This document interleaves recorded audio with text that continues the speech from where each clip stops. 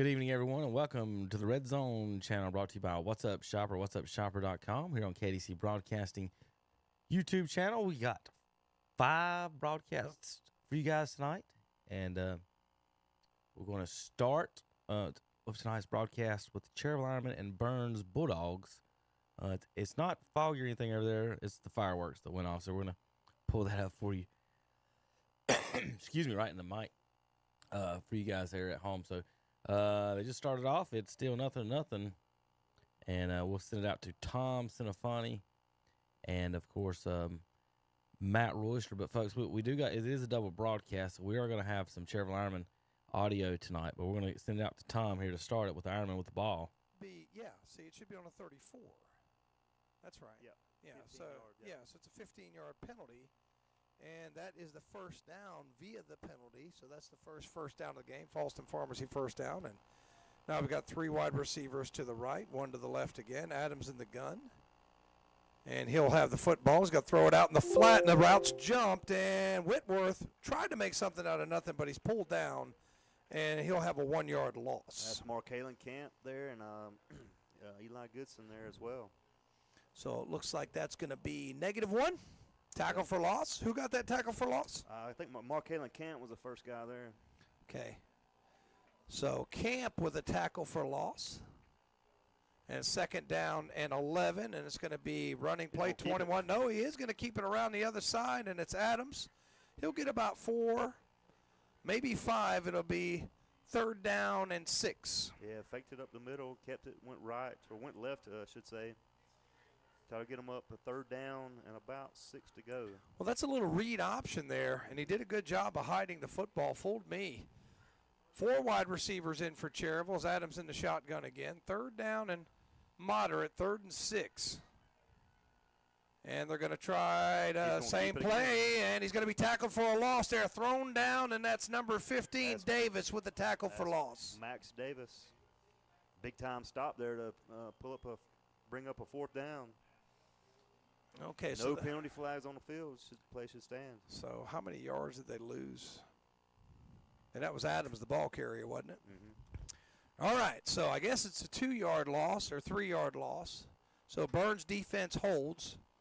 And it's going to be a quick punt by Adams, and he'll I got that. The ball will hit about the 35, come back, takes a Burns bounce, and it'll be down at the 39-yard line. So Burns will take it on their own 39-yard line, 1st down and 10. I'm going to go out on a limb and say that 9 carries that he had all year was a typo. He's already ran 2 tonight. Yeah. Yeah. I would probably say that's correct. Yeah. All right, so Burns, first offensive possession. Marshall McGowan comes in quarterback. And officials discussing something, and not sure what it is. Maybe the spot of the football. And they're going to say Cherokee recovers the football. They're going to give Cherokee the ball. Wow. They're going to say that's a fumble and a Cherokee possession. So Burns turns it over, and Cherokee still has possession. So officially their 2nd drive with 10:05 on the clock will start on the Burns 39-yard line.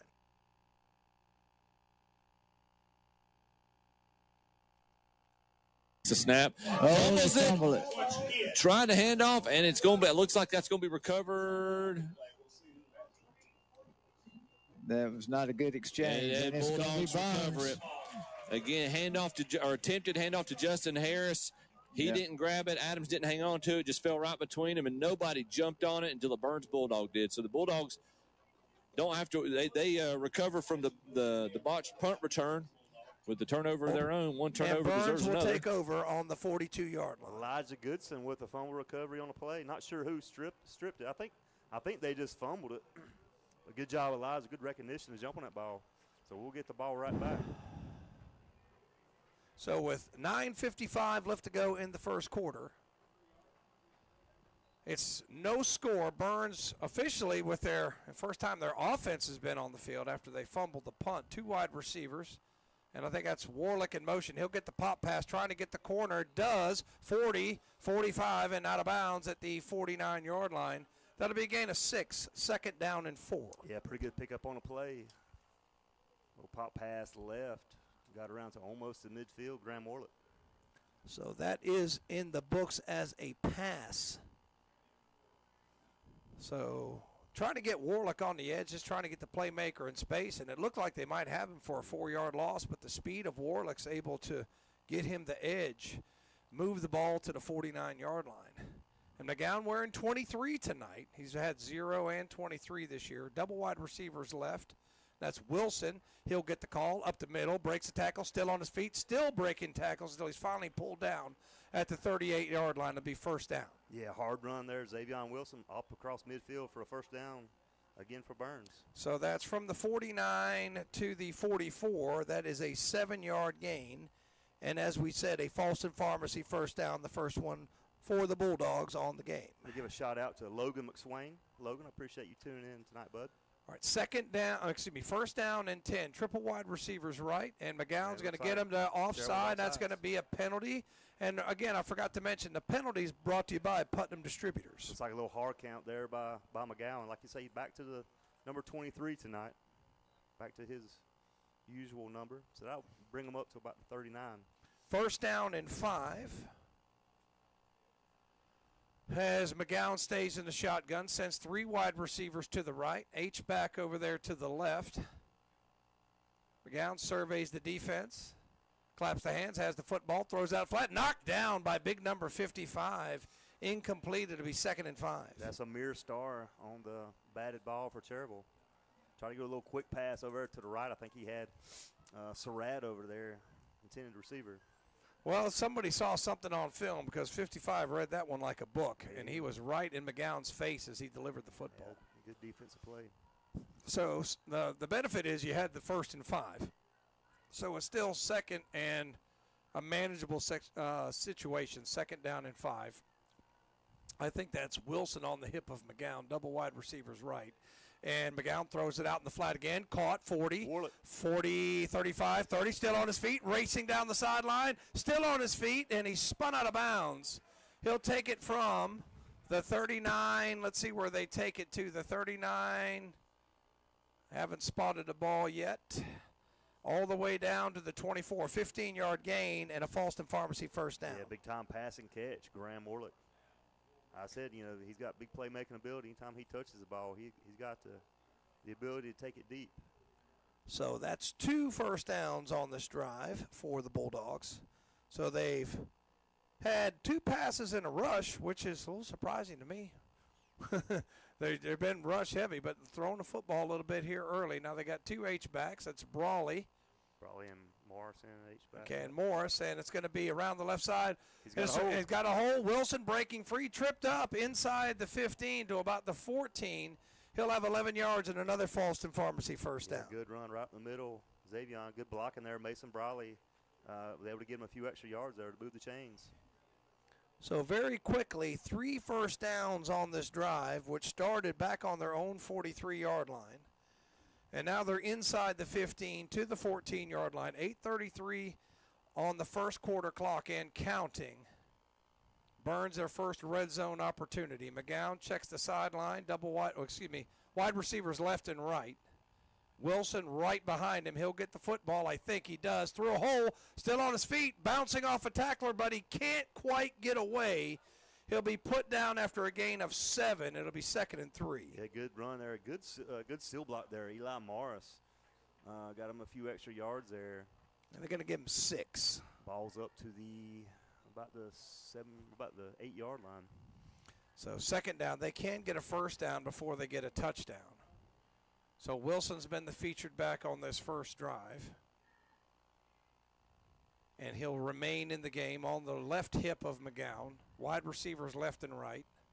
And McGowan's going to keep it himself. Left side through a crease into the end zone for a numbers bookkeeping touchdown. Yeah, straight up the middle. Looked pretty academic on that play for the first touchdown of the night for Burns. So an 8-yard TD for McGowan. And it's 6-0 pending the on-the-go quick lube extra point. And that'll be Ryan Sisk in to do those duties. Yeah, followed his blockers straight in, pretty well untouched on the play. So that was a 5-play drive that took 2 minutes and 20 seconds off the clock. And Sisk for the on-the-go quick lube extra point. Ooh, high snap, dealt with nicely and converted. It's good. 7-0 Burns. We'll be right back.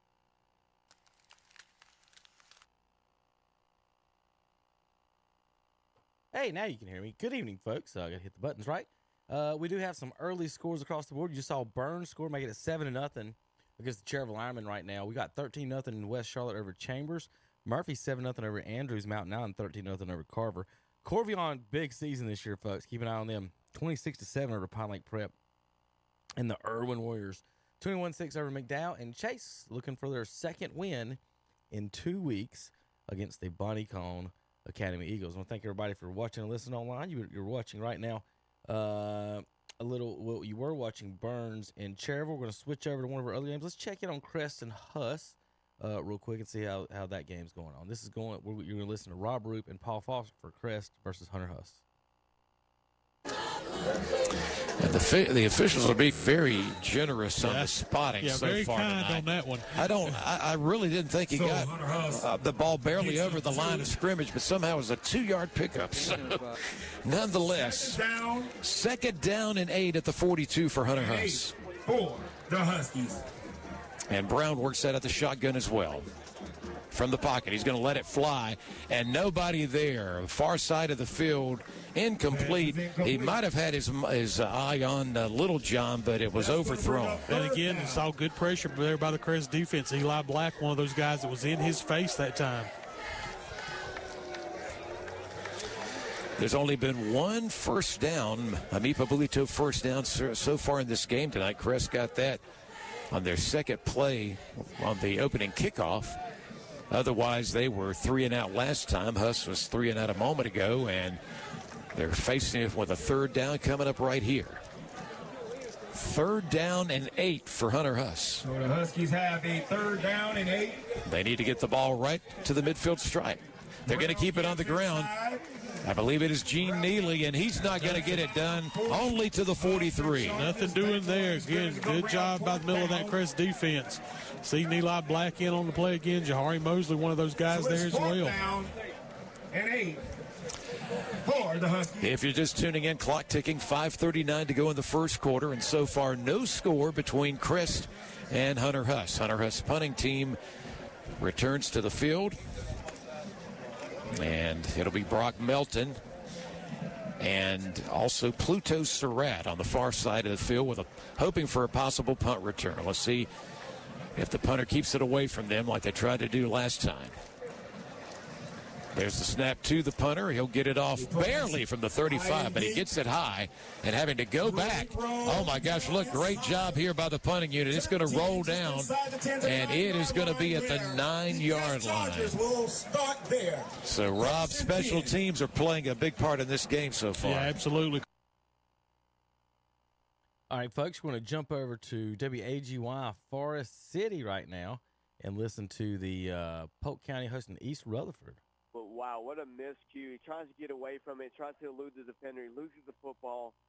Now you're in a punting situation, obviously, but you're backed up at your goal line to punt this football away, and you're going to give East great field position on their third drive of the offense. McClellan and Goolsby back deep to return. Tingling on a punt from his own end zone. It's 4th and 25 to 13. High snap. He'll just have to get this one off quick, off the edge of his foot. Going to roll slightly, and that ball doesn't even get back to the original line of scrimmage, to the 24-yard line, where East Rutherford will take over. I want to thank our title sponsor again, Tri-City Outdoor Power Equipment and Tire Service, visiting every single game here on Downtown Radio, WAGY. All right, East Rutherford, your defense steps up once again, Justin. Now you want your offense. Take that off. Maybe you get back to the running game once again. Back to the running game here. Set it up. Let Flynn get a little bit more comfortable in the game. Couple of runs here. You hack success. It's 1st and 10 and 24. Short field for you. And off to Pinkerton from Flynn. Pinkerton's got a hole, and he'll drag his defender down for about 9 yards. They'll set up second down and 1 at about the 16, actually second down 2 at the 16-yard line. So if my calculations are correct, we've had 8 runs and 1 pass. You've had plenty of success with running the ball in the 8 carries. Your 1 pass has been intercepted. I think you should just stick to the running game right now. Second and 2, going to work quickly. Handoff again to Pinkerton. He runs right into a wall right at the first down marker. They're going to give it to him, but that was a great tackle by Lashy Miller, led the way for the Wolverines. And actually going to say he's going to be maybe half a yard short. So a good play by Miller, so it's a third down. Big play for the Wolverines. They're trying to get off the field or force a field goal here. He's doing a good job of catching They'll bring in those. Zaylen Watkins in the heavy package. Hand off to Watkins. He'll fall forward, and we'll get the first down and a little bit more. That's another Me Publito first down for East Rutherford. Me Publito, let them cater your next event. They can serve up to 500 people. Situation like that. So let's settle down and get a good snap here. You got to practice one in. And snap back much better this time. Sisk nails the on-the-go quick lube extra point. 14-0 Bulldogs on your Rice Jewelry scoreboard. We'll be right back. I can't even sometimes. We got 14. If you need fireworks for your event, then call on Contracted Pyrotechnics and talk with Dustin Ledford today. They are the bomb. Dustin is a graduate of Burns High School and supplies all the fireworks you've seen at the Burns High School football game. If your town or organization needs fireworks, call Dustin Ledford today at 704-47. Gang Contracted Pyrotechnics, one of our sponsors up there for the Bulldogs.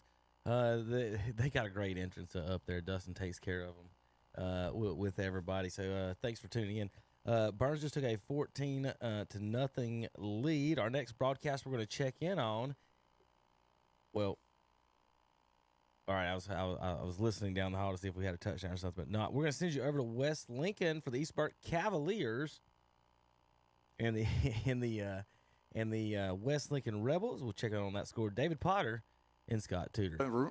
He gets across the 40, gets across to the 37. That will legitimately be a Turner Hauser Insurance first down. And they're just taking Hammonds and bruising the ball.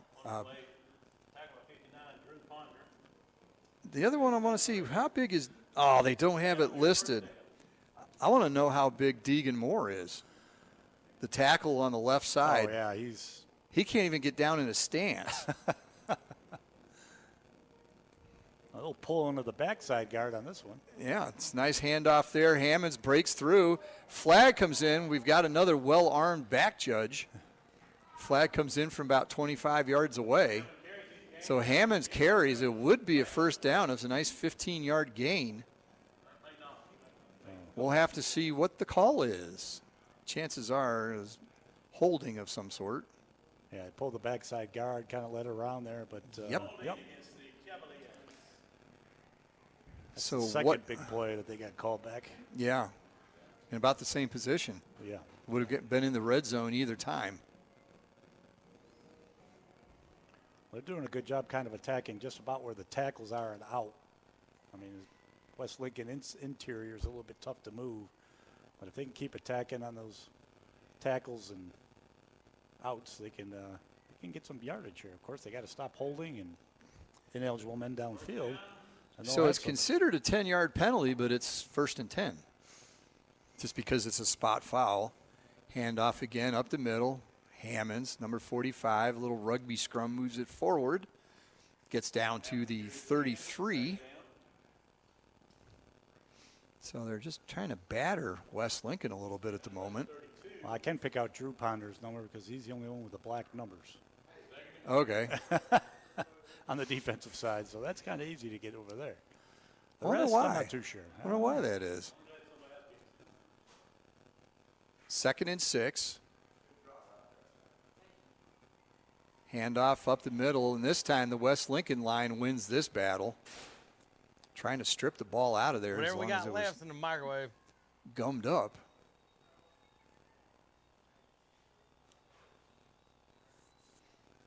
So they lose one on that one. About 3 plates instead of 4.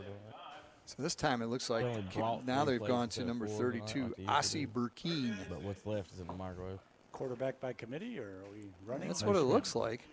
Number 8's back in. Yeah, 8's the quarterback. 32, Burkeen is the back behind him. Deep eye, I guess, because Morrison's already in the shotgun.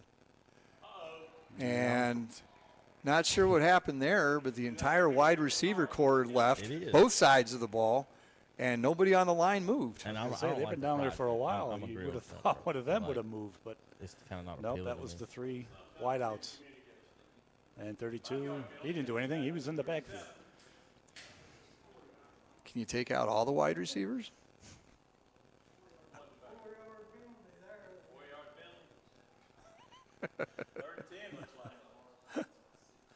Wow. Don't get this crew in the playoffs. Good Lord.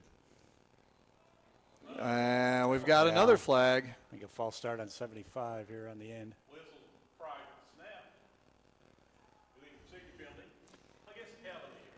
Now I can see why East Burke may not be running up the offensive stats this year. So it's 10 yards forward, 10 yards back, 5 yards forward, 4-yard penalty. 5 yards up, 4-yard penalty. You know, half a yard short, first down. What the?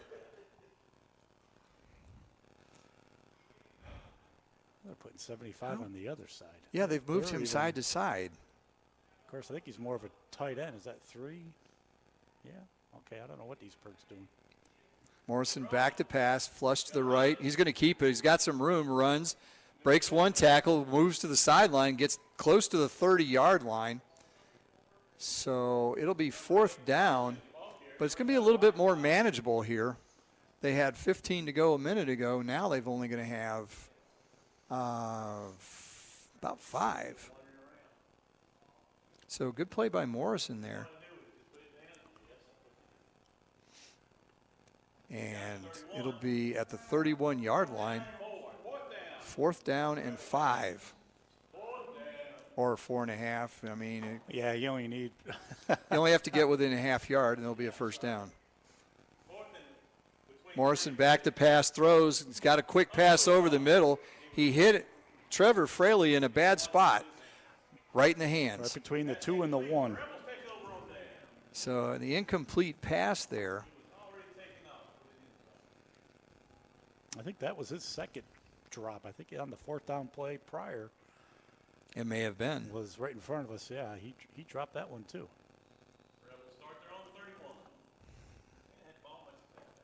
So Rebels will take over. The ball on the 31. Minute 30 to go in the first quarter. Still 7-0. All right, folks, we're going to switch over to our 5th game of the night. East Gaston at Shelby right now. We're going to check in on that score between the Warriors and the Golden Lions. Versus Brent Pascoe and Jeff Jones with this game. Yeah, I don't understand what's going on here, but so they don't make it 15, but they make it 12. It should have been 10, and now a negative carry for. Yeah, it's going to be a 1-yard loss. Yeah, so these officials are a little bit off tonight. Twice on penalties now they've marked off the right yardage. Yeah, they've assessed it from the wrong spot, and the rule used to be that a hold was always from the spot of the foul, and they changed that rule to say holds are from the spot of the foul only if they're beyond the line of scrimmage. Yep. If a hold is behind the line of scrimmage, the penalty is marked off from the line of scrimmage. But these guys didn't get the memo. No, it's twice we've seen it marked off from the spot of the foul. 3 receivers left. I think they're gonna have to call a timeout. They were not lined up well. East Gaston calls a timeout with 58 seconds to go first quarter. Shelby leads 7-0. We'll be right back. Don't miss the Yamaha Let's Ride that Shelby game. Lions went up 7-0 now. Let's check in on Burns, see if it's gotten any worse. It has. We'll pull that up. Sorry, Andre.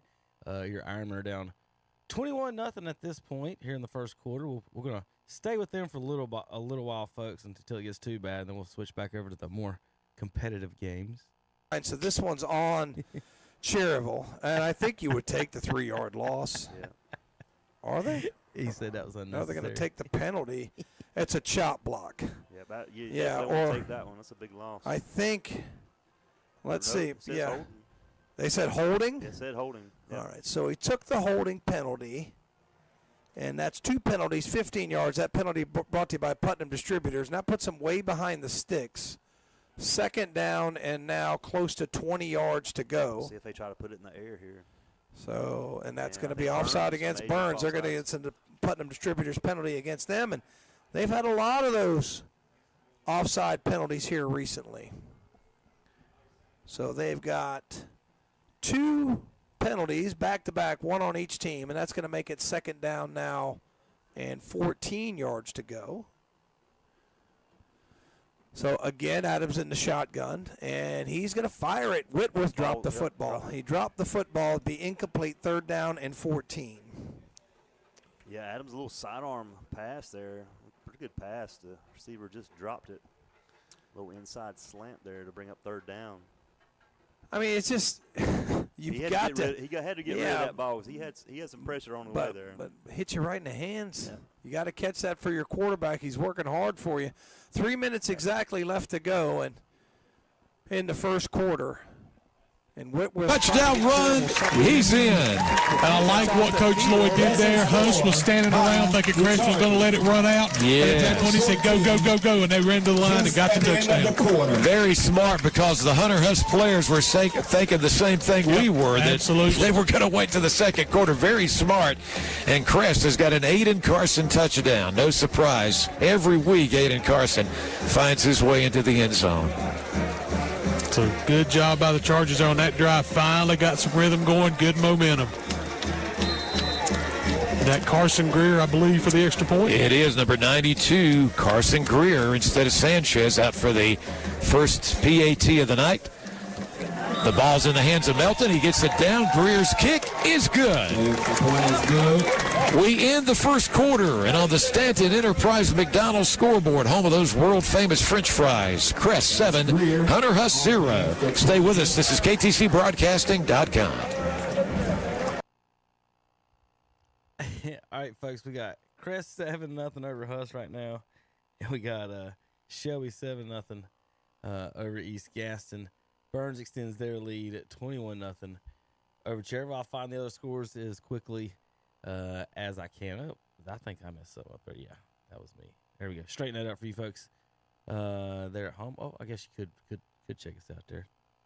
Enjoying our pregame meal from Pete's Fish Box tonight. Catfish and more tonight. Don't forget to give them a call. It is up. They closing at 8 o'clock. So give them a call tomorrow, 3 p.m. to 8 p.m. All right, there's our score so far. I'm going to send you out to another game. I'll try to find a quick one for. We'll probably go up to Waggy and check in on East Rutherford and Polk County right now, folks. So we're going to send you back up to Waggy for Polk County and East Rutherford.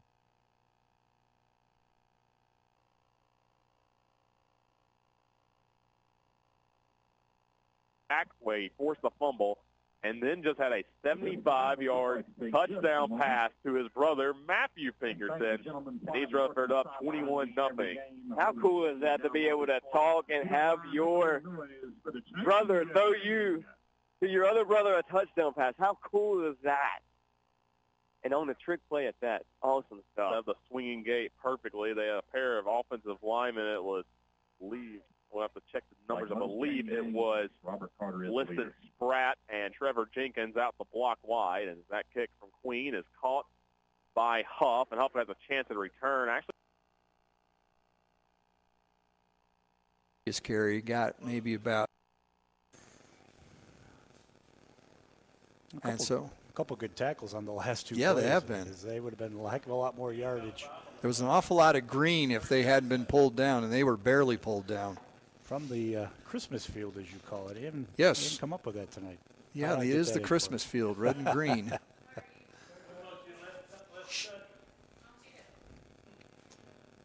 Allen under center. Hands off. Winix tries to go through the right side. Gets through the line, but then gets pulled down. He'll be short of the first down. Only got 2 on that one.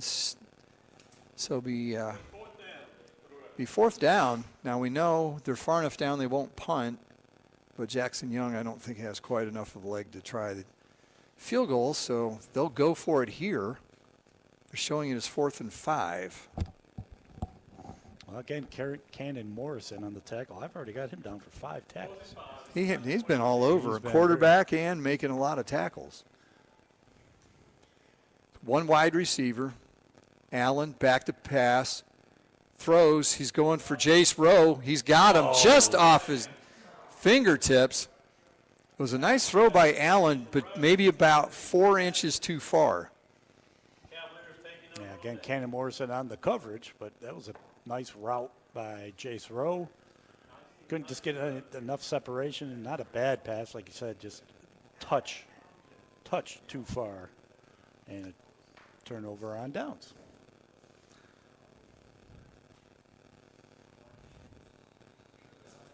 So they get the ball on the 22-yard line. So West goes from their own 31 to the 22, but they have nothing to show for it.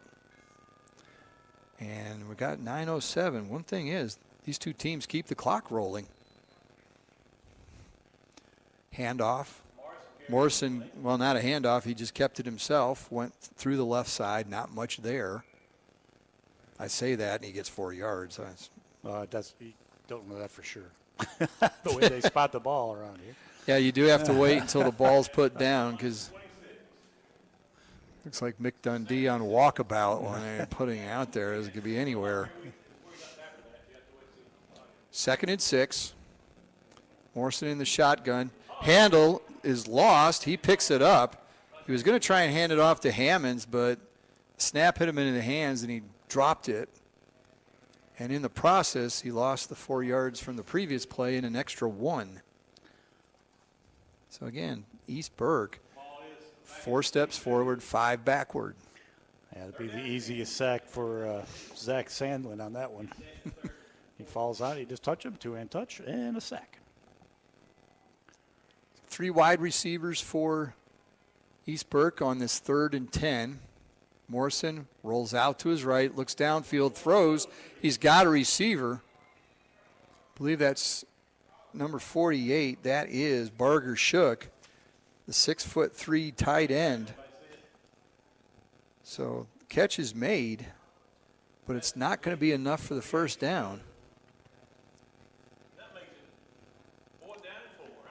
So he gains 6 on the pass. I believe we saw Shook punting in pregame. Yeah, we were noticing he was pretty no uniform. It was like, hey, this guy's tall. So it's got. He's left-footed as well, if I remember. Let's see if my memory. So punt formation, Shook. Winnick's back to receive. He is left-footed, so that means the ball's going to spin a different direction, and he gets some nice spin on it. A little bit of a roll there. It hits about the 40. It's down at the 30. It'll be 1st and 10 for the Rebels at their own 30-yard line.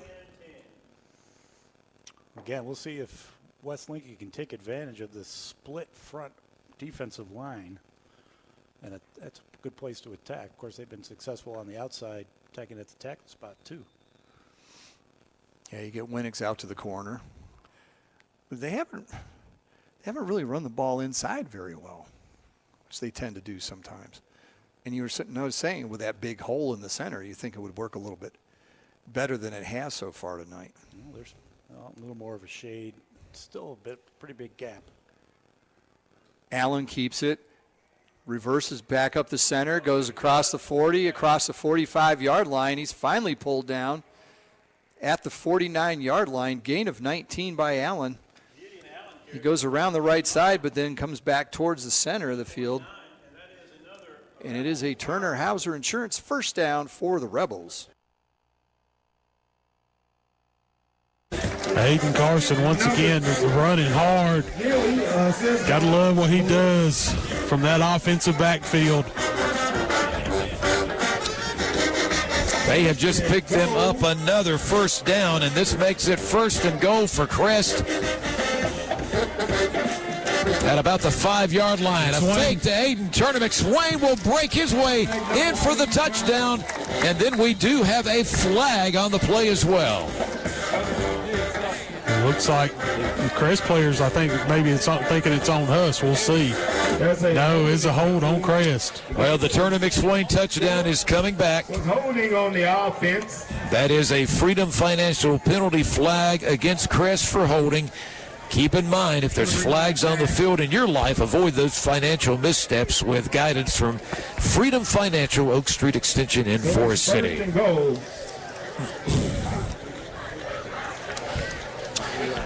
All right, after the penalty, that takes Crest back to the 12-yard line.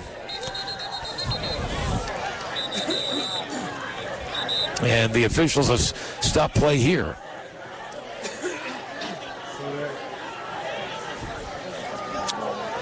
And again, they're warning Crest, a sideline warning for the second time tonight. And I think this is the second one. I think it'll back the ball up. I think one of those officials doesn't want Greg Lloyd to even open his mouth in any way in this game, the way this one's going. Goodness. So after it's a lot of paying attention to the sidelines versus. That is a 5-yard Freedom Financial penalty flag. Still second goal. So still now second and goal after the penalty, but all the way back to the 16. And so we got another stoppage of play. These officials are finding a lot to complain about right now. This is hopefully Crest players and coaches can keep their cool. By the way, absolutely. 8:23 to go in the second quarter. Crest on top 7-0 at the moment. It's a meeting of the minds there amongst the officials in the middle of the field. Now the head officials going to the FAR judge to tell him what they've discussed. Well, this is interesting. Play stops so all the officials can have a talk with one another, but no penalty was thrown. Yeah, no flag. This is delaying the game, of course. And now we're finally going to be able to resume the game. Turner McSwain from the backfield. He is the current QB. Quick pass immediately to caught by Boykins, and he is going to be losing some yardage there, brought down at the 20-yard line. Yeah, that's one of those situations you may just have to take what they give you on those. He tried to bring it back across the field, did a whole lot of running for a loss of yards. Second and goal. Well, just to think we were inside the 5 a few minutes ago. Turner McSwain with a quarterback keeper went in. We thought we had another touchdown. Penalty flag there. We've had penalty flags since, and Crest is now backed all the way up to the 20-yard line. Third and goal. McSwain looking to pass. Far side of the field. I believe it is caught. Not sure who caught it, but driven out close to the 5-yard line. Was it Mike Edwards? Yep. Coming away from that catch is Michael Edwards. There's third and goal after a big pickup. All right, so because of all the penalties and everything, I said it was third down a moment ago. It's going to be third down now and more manageable, Rob, as Crest is back inside the 10-yard line of Huss. Yeah, chance now you can do a lot of different things in your playbook now. You can go back to the running game here. Crest probably in 2-down territory here to get this score. Double receivers to the near side, one to the far side, who is Edwards, and, of course, you got Aiden Carson in the backfield. McSwain's in trouble. Defense coming for him. He's going to let it fly to the back of the end zone. It is caught, and that is a Crest touchdown, I do believe, by Lyric Pettis. Lyric Pettis with the big reception. What a perfectly thrown ball, because he had to get it over the defender, Rob. McSwain did at the very back of the end zone. Great concentration by Pettis. Yeah, Pettis is one of those guys. He's on the basketball team, good height, can jump. A good job of getting it to the back of the end zone to him. After everything Crest went through on that series, finally we've got a touchdown that is going to stand, and that was a beautiful play. It's going to be Greer again in for the PAT. There's the snap of the hold by Melton. Kick would be good, however, hold everything. We've got a false start against Crest. We've got another Freedom Financial penalty flag. It wouldn't have been a play on this drive if it wasn't, Paul. All of a sudden, the floodgates have opened on the penalty flags.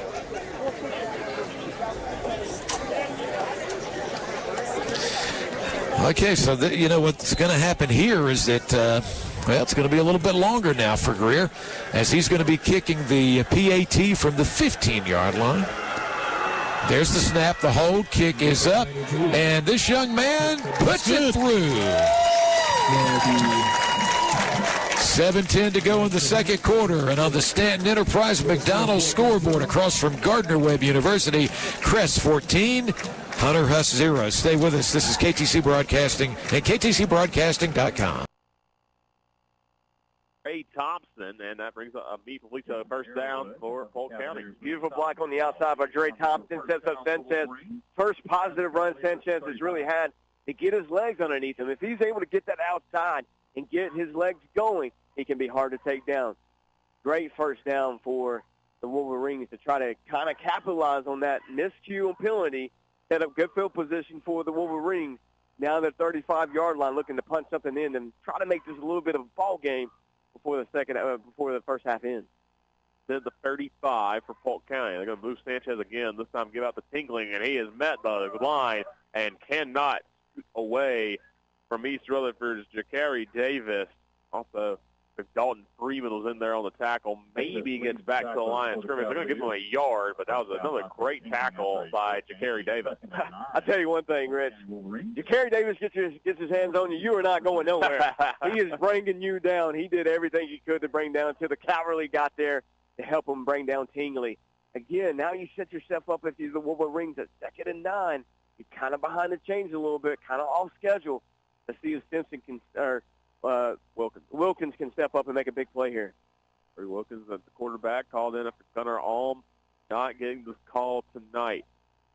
Motion there, and Wilkins stumbled early. I think he was waiting for the snap, and his center, which is Huff, was not ready for it. Pardon me. His center is number 53 for the Wolverines, Simon Moore, and that's another BAM LLC penalty on the Wolverines. Once again, kind of what we talked about earlier in the game, a little miscues because maybe it's that true freshman kind of communication there. He thought the snap was coming. He took a step back, false start, ball didn't come.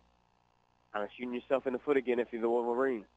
Second down and 14 now for Polk County. 4:38 left in the second quarter. It's been all East Rutherford up 28-0. Try to hard count. This time the snap is good, but here comes the bull rush, and Zaylen Watkins beats him in the backfield.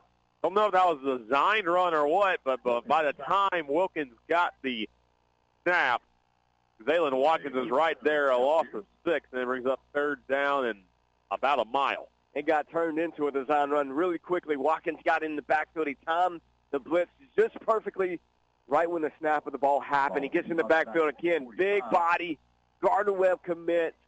Jalen Watkins making some noise on the defense side of the ball as well. Loss of 6 and brings up 3rd down and 20 now. They're a promising field position back to about where they started this drive at their 45 of East Rutherford is Polk County. Spread out wide, or Wolverines got thinking it's going to be a pass from Wilkins. Wilkins gets set. Will look. Now will fire across. It's caught by Scruggs and gets a good gain there.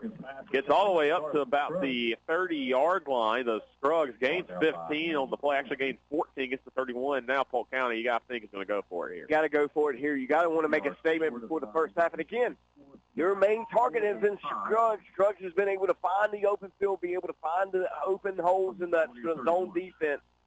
And for the most part, Watkins has been able to find them. Or Wilkins, excuse me. Wilkins has been able to find Scruggs. Scruggs has every single catch except for one tonight. Has 4 receptions this evening. 4th down now and 5 for the Wolverines. 4th and 6, pardon me. Wilkins goes back a little screen pass. It's tipped away and almost picked off. Great defensive play by Jason Arrow to knock it down. And if Landy Goolsby could have grabbed that one, the speedster would have been gone for 6. That would have been a pick 6 for sure, but great read again by the East defense, picking out that screen, getting hands up, getting off the ground to create the tip pass. And again, Polk County has a promising drive that's offsetted by a penalty, a couple bad plays, a sack. Now you're turning the ball over and you're giving the Cavaliers 250, and they can score quick. 3 timeouts left for the Cavaliers, too. I want to thank our sponsor, Tri-City Outdoor Power Equipment and Tire Service. They presented every single game this season. Downtown rate of AGY. Flynn going to fake the handoff to Pinkerton. Fires, looking long, and McClellan hits him in the hand. That was a pass thrown a little behind him, but McClellan just had to throw his hands up, and it was incomplete. Flynn put that ball only where his receiver could catch it. A little bit behind him, I think. You still kind of make that catch if you're trying to make a statement. Again, going up 35-0 at the first half. Put this crowd really kind of out of it right now. Second down and 10, the 30-yard line for East Rutherford. 2:46 left in the second quarter. Cavaliers have all 3 timeouts, up 28-0. Flynn's going to hand off to Brandon Pinkerton. Pinkerton gets a lane up the middle and will fall forward. He'll gain, I think, about 6 or 7. They're going to give him 6, and that sets up 3rd down and 4, actually 7. 3rd down and 3, and that's going to be a timeout on the field. And we'll take one, too. 2:32 left in the second quarter. 3rd down for East Rutherford On the Standing Only Project All Scoreboard, the Cavaliers lead at 28-0. This is Downtown Radio. A-G-Y. Can we encourage you to... You know, it seems that Gardner-Webb University presents our halftime show. We'll have a chance to go back over what's happened in the first half. We'll take a look at stats and scores, all that good information. And we'll check on other games. Find out how Shelby's doing tonight. Burns, we've already mentioned, Rob did a moment ago, that Kings Mountain was up over Ashbrook. So a lot to talk about during the halftime show.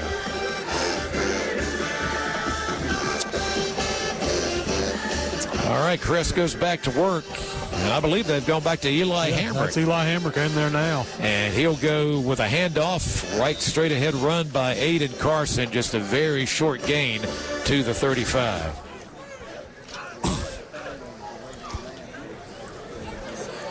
We're down in the, well, you have to pick up a 1 by number 50. Griggs assist by Adam. And on that carry, Crest with double receivers to the near side, one to the far side, one to the near side. Fake to Carson. Hamrick wanted to go to the air. He's going to let it fly. Man open, caught at the 42-yard line. Tried to make a spinning move and get away from the defenders. And brought down at the 47, and that is Sanders again. Romeo Sanders, his second catch of the night. A little slow to get up. Yeah, it looked like he might have twisted his leg or ankle. Yeah, I think maybe it got an ankle there. He's coming off under his own power, but he is limping off. Yeah, they're going to check him out. I hope he's going to be okay because he's been a key part of this offense for several times tonight. We see Mosley checking in for him. Chargers just picked up a Mi Pueblito first down, the home of authentic Mexican flavors. Pass out in the flat is caught, and there goes Jahari Mosley on a short gain, taken out at the 50-yard line. Number 1, Mosley picks up 5. Is second down. So good gain there on first down for the Chargers. So there's a whistle official. Okay, I believe we're going to have a timeout on the field this time. Not sure. On the field. Official timeout. Okay, I think there's a Husky down, I believe. We're like the. Well, we do have a timeout. We believe it's an injury timeout. 2:43 to go until halftime. 14 Crest, Hunter Huss nothing. And we'll continue our coverage in just a moment from Hunter Huss. This is KTC Broadcasting. Halftime show brought to you by Power. After these commercial timeouts, you're listening to high school. Other yards. It's going to be 4. Justin Ross, I think, was the first guy in there. And I think they may be sending the punt unit out on 4th and 2 from their own 48. Well, be careful. Yep. And the punt is number 44. Calvin Ramsour's trotting back. McCoy Hicks. Yep, Ramsour back deep. They're still 1 short, man. Now they're 1 over. Now they're set up. All right, play clock at 2, and they get it off. No rush from Shelby. Ramsour comes up, bounces right by him, but checks up at about the 19-yard line. I always get scared when you're near the football and it's bouncing. Yeah, it's always scary. Couple of area scores of note. Crest leads 14-0 over Hunter Huss. Kings Mountain leads 40, 35, he cuts in, 30, 25, 20, 15 down to the 10-yard line. What a job by that offensive line. 3 linemen downfield in front of him. Good job by those guys. They pick up another Mi Pueblito first down. Order ahead for the easy pickup at mipubs.com. Rob, Aiden Carson just picked up 40 yards. That was impressive. We got a whistle. We got a timeout, Hunter Huss. We'll take it as well. 2:22 to go until halftime. Crest 14, Hunter Huss nothing on the Stanton Enterprise McDonald scoreboard. For the interception, and I don't know what happened there other than Curry seemed to read that one and just jumped the slant route, tipped it up in the air, and then picked it off. East Gaston will take over. On the Shelby 22. First interception Farmer has thrown in a while. In about 6 weeks. I think the last interception was against Crest.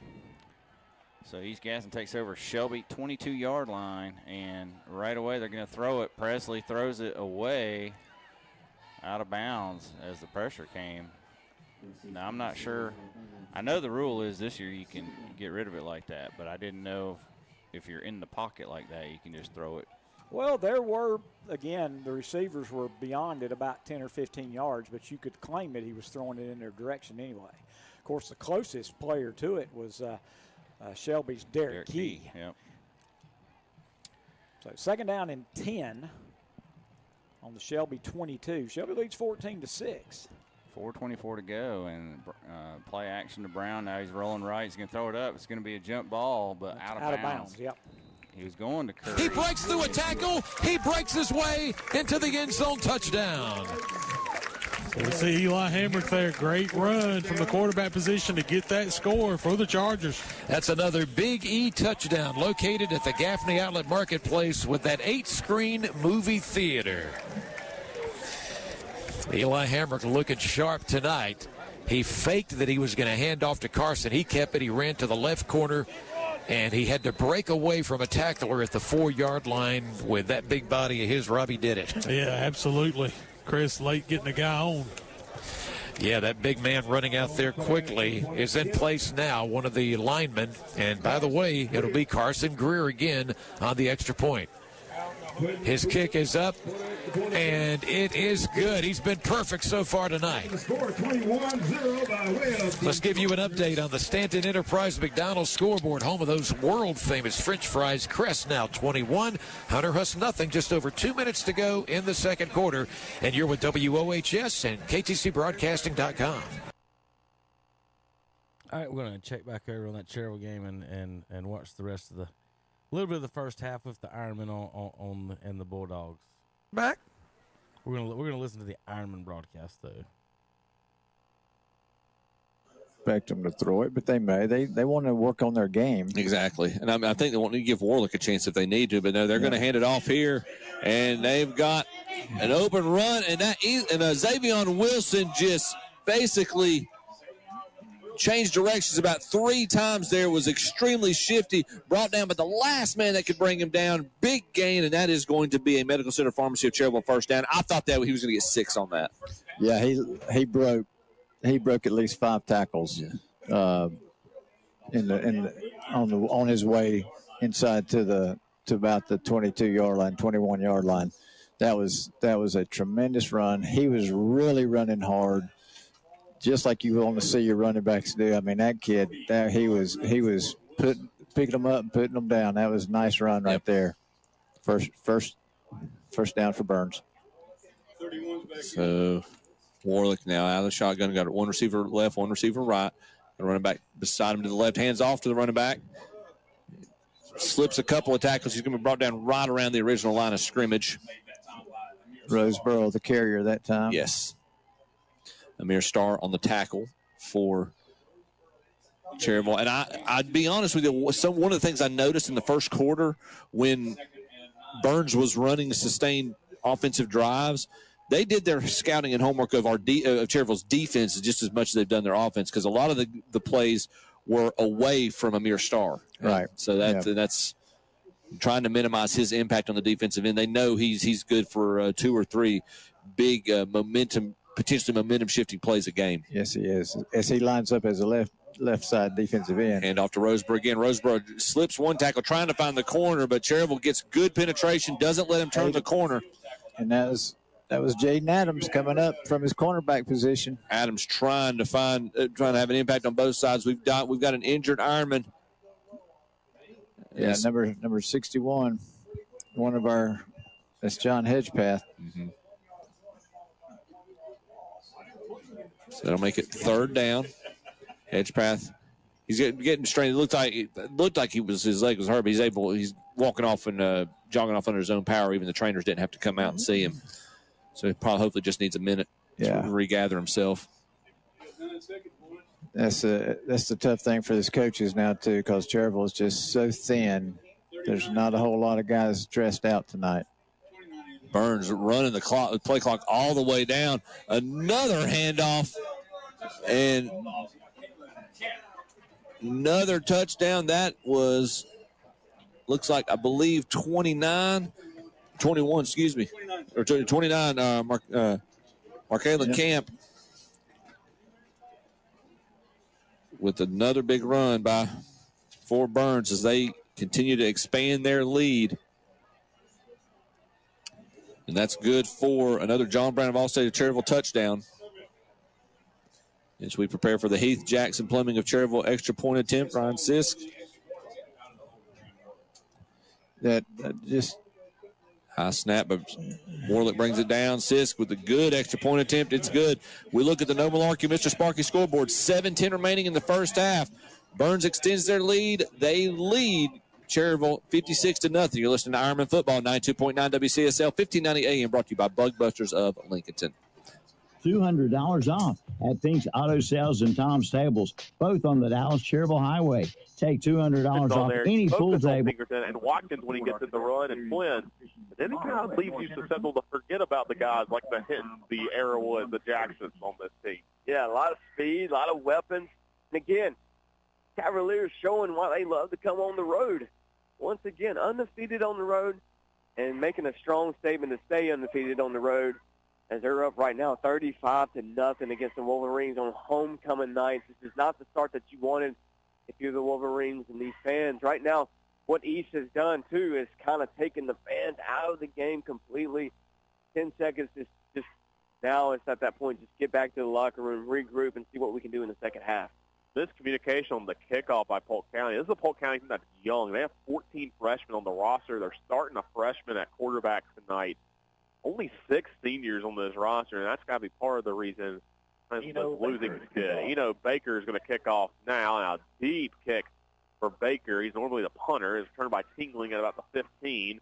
And Tingling set up for a good return. Gets across the 30, down to the 40, and he'll finally get wrestled down to about the 47-yard line. So East Rutherford tries to kick it deep. Maybe they wanted to just see something for the half. But unfortunately for Polk County, that long return will be for naught as the clock expires and we head to halftime. Well, we have a special Farm Bureau of Rutherford County halftime show for you tonight, as Paul Foster will talk to representatives from Ingalls to talk about the impact they have made locally in the community, especially recently with the impacts of Hurricane Helene. But at halftime, it's your score. East Rutherford 35, Polk County 0. This is Downtown Radio with AGY. Polito Mexican Restaurant invites you to savor authentic Mexican flavors with small-town friendly service at any of our 3 locations. Rutherfordton, Forest City, and downtown Shelby open 7 days a week with Tex-Mex and authentic Mexican cuisine. Let me turn down Waggy. There you go. Now you can hear me. All right, let's see. Early scores across the board. I just did get I got a RS Central update. I know we got some RS Central fans out there wondering about this. Porter Ridge leads 21-10. I'm going to update that on the scoreboard right now for you Hilltoppers fans out there. You're getting beat right now. Corvion extends their lead 48-7. Update that on the scoreboard as we go through. Let's see if I got anything else I can punch in right now. East Rutherford's up big, 35-0 over Polk County. Burns, that's the second quarter score, 56-0 in Cherryville. Shelby's finally pulling away against East Gaston, 21-6. Bunker Hill and Newton's been back and forth. Chase looking for their second straight win. Maiden and Lincoln in a huge game up in Maiden tonight. Crest 21-0. Right now, Hickory, Dennis just asked about that. It's now 35-0 against Fred Ford. So they'll get there. South Point 20-0 now over Forest View. South Stanley got an update on this one. They're now up 14-10 over Lake Norman Charter. Let's see if we got any Irwin. Kings Mountain, Ashbrook's on the board. Got a 14-6. I don't know if they've got the extra point yet or not. We're going to go highlights in a minute, folks. We do have highlights of that game, and we're going to do that here on our halftime report. As soon as we're going to tweet some scores out, send them to our announcers, basically, and then we're going to let you guys listen for a little bit longer here in the first half and then get back to you and then give you some highlights from some of our games tonight. Let's see. AC Redzone 17-10 now over Robertson. Irwin now 42-6 over McDowell, so they're building their lead for a big win tonight. Up that way, I think that's all I got in the 2As. Well, that's 3As. Let's check the 1As.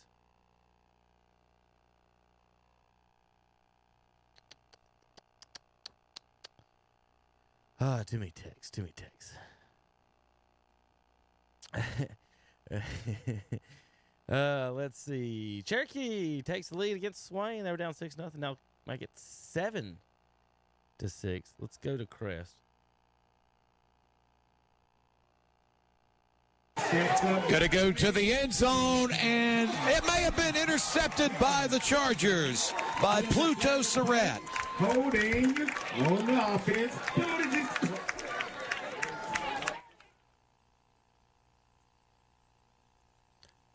I don't know how we lost. An interception in the end zone thanks to Pluto Surratt. I don't know what Brown was thinking for Hunter Huss, but he went to the air with that one. He was attempting to try to take it to the end zone, but he did not have a receiver in the middle of that end zone, and that's why the ball went instead into the hands of Pluto Surratt, and that was not an easy interception because he had to, it went off his fingertips of his right hand. It was still in the air, and then he's still able to get both hands on the ball and come up with the pick in the end zone. So Crest is just going to snap the ball and take a knee to go to halftime. So it was a slow-moving first quarter, but Crest has turned it around in the second quarter, and that's how they've got on the Stanton Enterprise McDonald scoreboard the 21-0 lead over Hunter Huss. We invite you. I just didn't realize everything we did until I. Iron and steel, the Kubota L Series. Probably in pretty good field position. And they're going to throw it. All right, folks. They're going to look right. They're going to throw a jump ball to Curry on the sideline, and he's going to go up for it. He does a good job Shelby getting his hands on it. He's out of bounds, and he doesn't hold it. 21-6 is the score for Shelby. Also, Curry's doing a really good job of getting some separation, and we got an ineligible man downfield. I think Shelby will decline that. Yeah, it was good coverage there by Ram really Seward. good. Folks, we are getting closer to halftime. Really I'm going to leave you here with Shelby for a few minutes while I get the scores updated and out to our announcers. Then we'll come back for halftime show. We'll have highlights. Of 4 games. Turn We'll around show and you find it. Just a few moments. And even knowing the ball's in the air, too, because, you turn around and the ball's not in the air and he goes somewhere else. So this on 4th and 10 now, and East Gaston did Shelby a favor by throwing an incomplete pass. They didn't have to use the last time out. Yep. Now they got man and Ramseur back. So two receivers back. See if they can make something Shelby's happen. got 12 on the field. No, they don't. They got 11. So high snap. Norris about gets back there. It's a knuckleball kick. Bounces at the Shelby 46. Bounces backwards. Yeah, pretty much sideways down at the 46. So Shelby's going to get it on their own 46 with one timeout to go in 1:30. So that's time. Yeah. All right. They're going to spot this at the 45 when it was no doubt at the 46. Am I right? Yeah, you are. Okay. 1:30 remaining. Just checking there.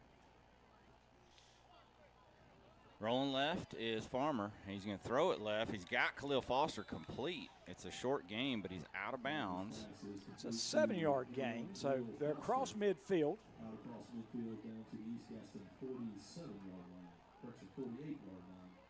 So 2nd and 3. Foster's first catch. Got the catch, got out of bounds, so Shelby back on the ball quickly. 1:26 to go. Farmer to throw, this time looking right. Gets forced out of the pocket, but now he's running. He's going to throw to the sideline. It's caught. I don't know if he's in bounds or not. Nope, they say he's out of bounds. And that was man Collins. So 3rd down and 3. You got to get the first down. Yep. And I don't even mind a run with a minute 17 to go. Minute 17, you stop the clock. If you get the first down, you still got a timeout. So Tristan Tate in there, 4 receivers. Haven't seen J.J. Williams with a catch tonight. Have only seen 1 catch from Majay Thompson. 3rd down 3, and play action again. Big rush. This pass complete to Collins. He's in the clear. He's at the 30. Slung down around the 26. Big play from Farmer to Collins. that was a nice pass because Farmer was under way too much pressure to be that quick of a pass, and he didn't panic. He got outside the contain, made a nice throw, and then Collins made a great run after the catch. Going quickly. Farmer this time has all day to throw. He's running back right, running back left. Now he's running left. He's going to sling it to the end zone. He's got Majay Thompson, but out of bounds. Yeah. Thompson made a nice catch, but he was about a foot out of bounds. So 2nd down and 10. There's 51 seconds left here in this first quarter. Shelby leads 21-6.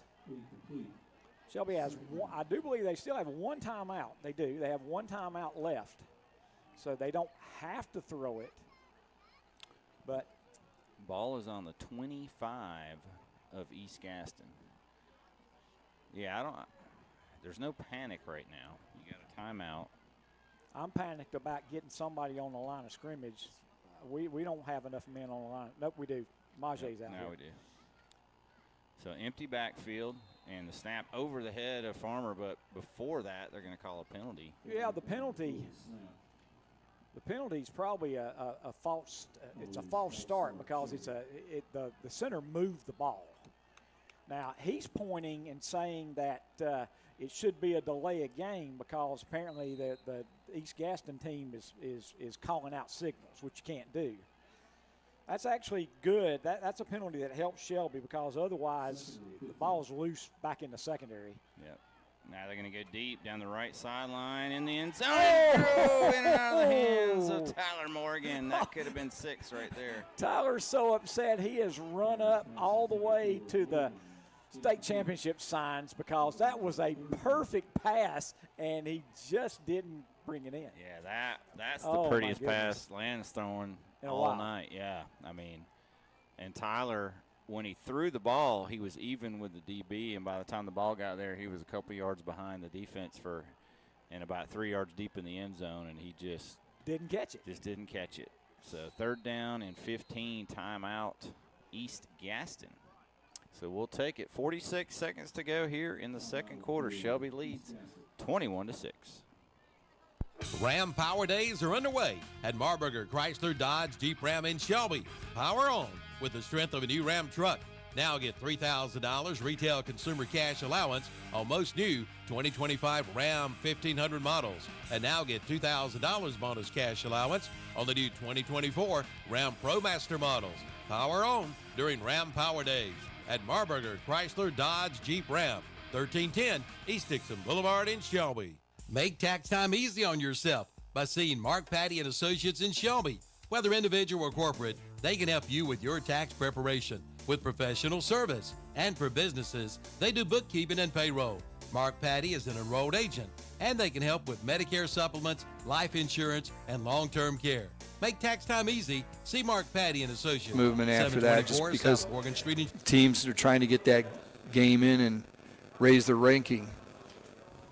So the teams are out on the field. We're just about ready to go. We'll take a quick timeout here, 30-second timeout. We'll be back with the opening kickoff of the second half. He's going to throw. He's got a man wide open. It's Cole Wakefield at the 20.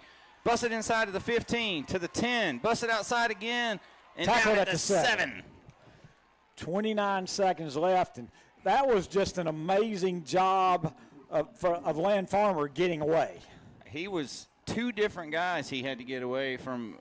Guy had his whole, his leg in his grasp, and he got out and then found Cole Wakefield down to the 7, pick up a 23 yards. And East Gaston takes their last time out because they were not able to get lined up. So that helps Shelby because the clock was getting ready to start again. Let's go ahead and take this time out. What do you think, Brent? Yeah, we'll take a quick one. We'll be right back.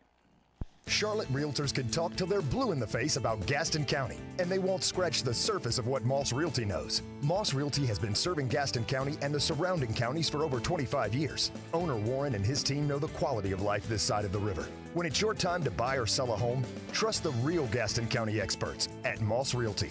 They'll use their personal knowledge of the community to help you find your perfect home. Connect with them at 704-865-5555 or online at mossrealty.com. All right, folks. Well, no, that was a quick break. I'm going to send it right back to him. I was about to say, we're at Shelby right now, 21-6, and so close to taking it all the way in. It was kind of a shoestring tackle that got him at the 7, maybe the 6. It's probably inside the 7. So first and goal. Shelby still has a timeout. There's 27 seconds left, so they don't have to throw the ball. In fact, they're in that heavy package, but they have 2 split ends. Handoff left side, Tristan Tate around the corner. He's into the end zone. That's a touchdown from Tristan Tate from 7 yards out. And we said Shelby with that, by being able to save that timeout, Jeff, and getting the ball with over a minute, that was time, and they proved it as they get the touchdown with 22 seconds left on the half. Tate's now got a couple of rushing scores, both of them from 7 yards out. And here comes Jose Lopez. He'll try a Hojo Power Sports point after touchdown. That touchdown run sponsored by Numbers Tax and Bookkeeping of Shelby. Man gets the hold down, and Jose Lopez nails it. 28-6, Golden Lions. With 22 seconds to go, we'll be right back.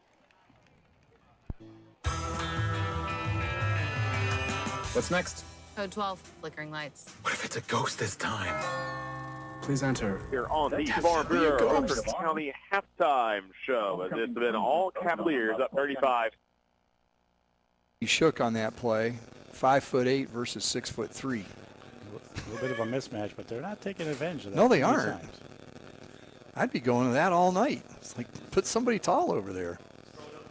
Morrison rolls out to the right, looks to throw. Now he keeps it, finds an opening, cuts it up, and gets across the 40-yard line. And it'll be a Turner Hauser Insurance first down without aid of penalty for East Burke. Well, that's a legit. That was on the other side of the sticks. Yes, it was. I tell you what, yeah, he does it on the defensive side. He does it on the offensive side. It's one tough hombre, as they might say. He's getting a lot of playing time, that's for sure. Yeah, I'm trying to watch it. That's the second time they went away from 75. Let's see what they do here. Yeah, away from it on that time too, right? It's Morrison out front blocking. Ball's carried by Hammonds. And he goes around the right side. Not much there. He did pick up a couple. So Hammonds on the carry.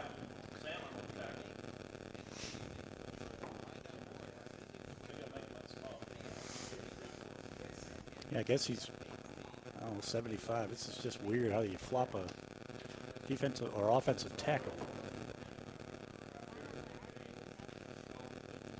Hand off to Hammonds again. He's met in the backfield, and company's coming. They stand him up at the line, just behind the line of scrimmage, and then help arrives. And that will be for no gain on that play. He's lucky to get back to the line of scrimmage. Yeah, Cash Allen and Keenan Stewart for West Lincoln on the tackle there. That's nice. Keenan Stewart's dad is actually here to hear us call his name.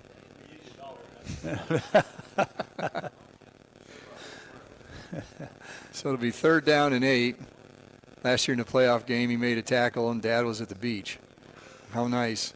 Oh, Morrison runs around the right side, and wasn't a horse collar, and it wasn't quite a clothesline, but it was kind of a combo of the two, it looked like. And there's the flag. Well, of course he's going to throw it. He's been throwing that all night. I'm surprised it took that long for that flag to come out. Yeah. But that was Tyler Avery. Good pursuit. The penalty's on East Burke. I guess Morrison was upset there wasn't a call, so the referee said, fine, here's one. That is Coach Wittenberg is walking away down the sidelines, getting away from the official after that one. Yeah, that might be count to 10, take a little walk. I don't know. He might want to count to 15. That's how many yards there were on the penalty. Well, they only do 9 yards for first down, so, Well, that's true. It might have been 14. Who knows? Brady Shook back to kick. The left footer gets it to Winnick. Winnick catches it at the 35, eludes the first tackler, breaks down to the left, goes down the left sideline, across the 40, across the 30. He's outrun the defense, and he outran the official. Touchdown, West Lincoln. I was watching him go down the sideline. We watched the referee go down in a heap at the 15. He wasn't hit by anybody, but there's a flag back at the 48-yard line. So I think this one's going to get called back. I think they called one of those, I don't know what they call it, crack blocks, where you kind of turn around. Oh, crack back? Yeah, crack back. Could be. That was about where that was. I saw kind of that hit. I didn't think it was too bad, but that might be a makeup call for her. It'll take the attention off the official crashing and burning without any help at the 15-yard line trying to run with Jalen Winnick. Winnick was going to win that one every time, even with a 20-yard head start.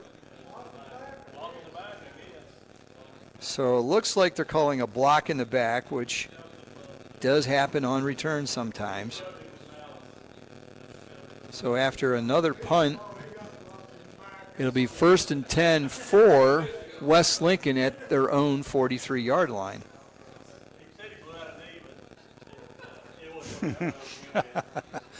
Oh, if you could hear what we hear up there. Oh, yeah. It's nothing if not entertaining.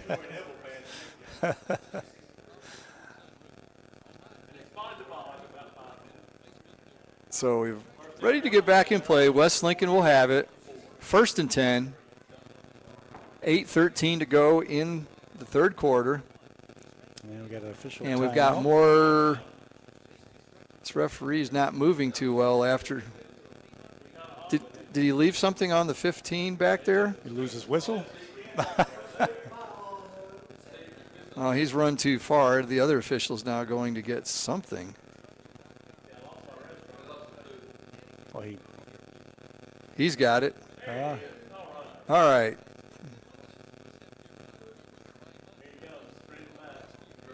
So and the ball went up a yard on that one. How did that happen? So the referee had to retrieve something where he fell at the 19-yard line. It wasn't his whistle because he blew his whistle. I don't know if it's where he keeps track of who has the ball. He put something in his pocket. There it is again. Well, if you drop your whistle on this field, you want to make sure there's no rubber bits in the way getting in there because it won't sound right. An artificial turf here. So now we're ready to go. 1st and 10 at the 43. Blackburn in motion, handoff up the middle. Now that was Jace Rowe in motion coming back behind the formation, handoff to Blackburn. Not much there. All right, folks. Time or was to it number highlights. 2, number 3? Highlights time. Lucas Blackburn. I had Blackburn correct. Good. Close enough. Shut David upset. Kept it in the family. Join me here in just 1 second to help with some highlights. He just joined us. Let's see. Let's get over here to. Want to find the highlights? We're on What's Up Shopper Twitter feed tonight for most of our highlights. Every Friday. We do have some from Shannon. He's having a Shelby game, so we'll switch over to him in just a few moments. Let me run through these highlights, and then I'll send out these scores to some of the folks back in our at our other broadcasters so they can let the folks know at the game. All right, let's see, Will. Let's get this stuff ready for us. I know the folks want to see mine of your pretty faces here. Can you hear me, Kevin? I can't hear myself. You're on. We just can't hear you. Try this. Go. No. Still can't hear. We're good. If I'm on, I'm good. You got me? I got you. Can you hear me? Yeah, I can hear you. You can't hear yourself? I can't hear myself. How are you going to hear yourself? I can hear yourself. I can't hear myself. I can hear me. It's not like they're magical earphones that just turn you off. I can hear me because I'm talking, but Okay. I can't hear me in the headphones. I don't know how to explain that one. All right, we're going out to Highland Tech. Homecoming. Juwan Wilson covering tonight's game. His daughter is on the homecoming court, so we do have someone to root for this one. We're going to start. Highland Tech The Ramblin' Wreck from Highland Tech. The Ramblin' Wreck from Highland Tech. Hey, let's go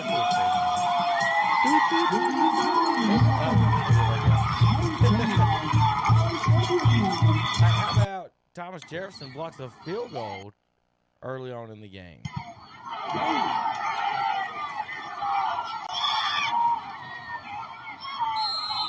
So Jefferson with the field goal block. But it doesn't matter because Highland Tech will score a few plays later. We go up 8-0. That's Jonah Jeffries. Jonah Jeffries with the touchdown. That there was nice. That's a nice run. for Howard. Watch it again there, folks. And I mean, that hole cleared out.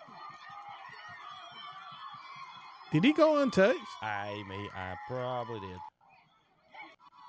Let's do it one more time for the folks at home. Jonah Jeffries. Somebody might have gave him a high five. Somebody gave him a high five. In the middle of the pass. All right, let's go. Somebody said, go ahead. Highland Tech with the fumble recovery on this one.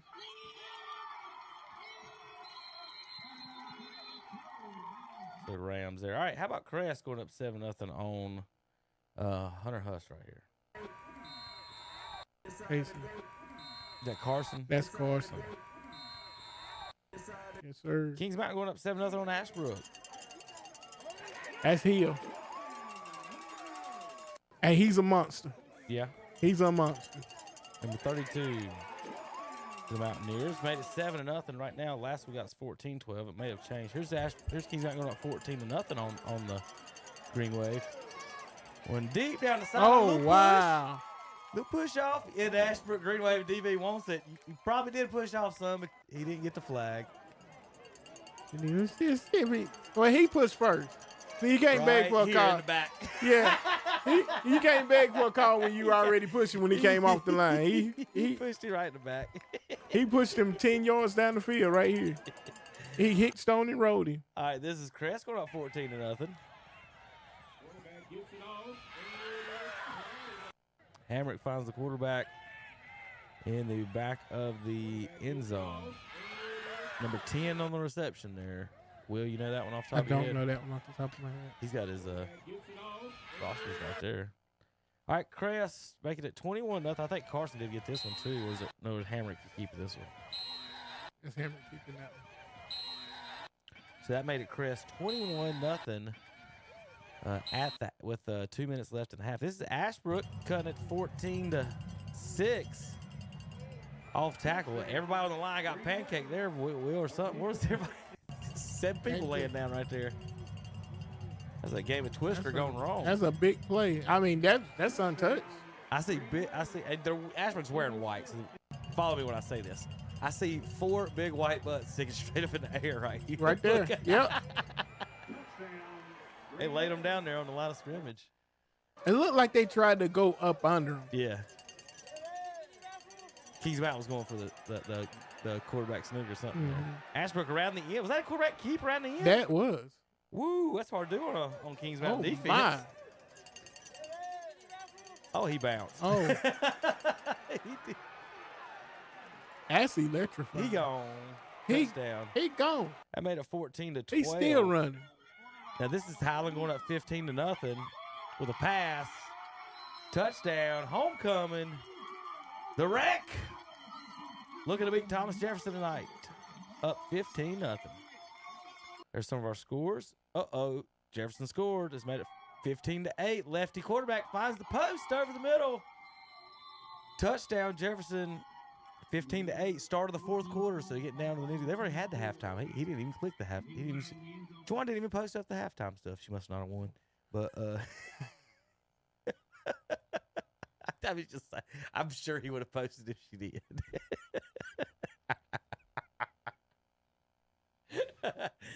Lord help. I love you, Juwan. But we'll take care of that later. All right, I got to send the scores out to some of the guys, folks. I still haven't done that. Well, thanks, Will, for joining us for the halftime highlights, folks. That is a preview of our post-game show. We're going to have highlights from our games and more here on KTC Broadcast. And we're ready for the second half. Oh, get ready for the second half. We've got West Lincoln and East Burke are 13-0. Shelby's 28-6. That's about as close as we get on the broadcast. But I'll sneak over, Will, on this Red Zone channel a little bit to Ashbrook Kings Mountain. If you folks want to check that one out here in just a second. I'm going to leave the scores up. I'm going to send those out to some folks. And then we'll get back to some action here on KTC Broadcast, folks. All right. I'm going to send you over to West Lincoln and East Burke of David Potter and Scott Tudor. Handoff this time goes to Tyler Brown. He eludes one man in the backfield, goes around the right end, and then gets stood up at the 46-yard line of the Rebels.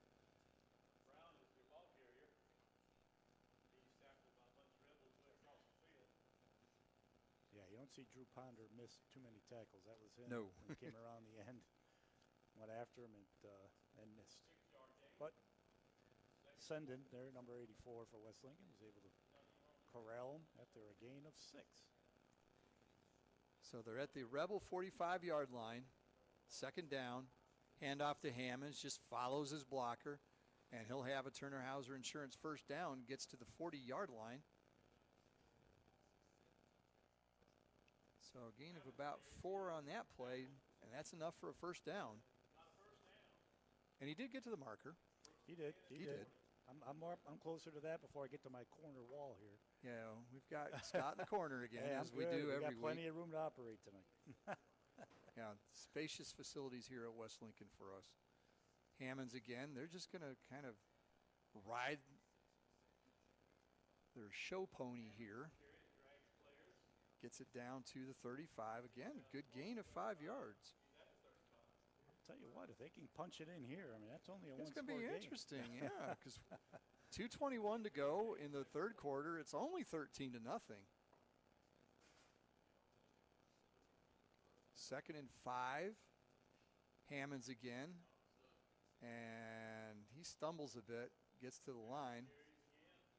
But he does stumble forward for 2 more. So it'll be third down and 3. And they're coming in a little quicker with the play calls on this drive. Yeah. Because it was close here. I saw a run. West Lincoln defender just get off in time for too many men. Yeah, there was Zachariah Sandlin, 84, that raced off the field. Morrison keeps it, goes around the left side. He's got an opening, cross the 20, cross the 10, inside and to about the 5-yard line. They took the pitch instead of him, and he turned it up, found an opening, and he goes all the way from the 30 down to, they're marking him at the 7-yard line, so a gain of 23. That's their biggest play of the night. And they're in the red zone. First and goal at the 7. Handoff to Hammonds. Not much there. The exchange wasn't real good in the backfield. So he'll be lucky to get back to the line of scrimmage.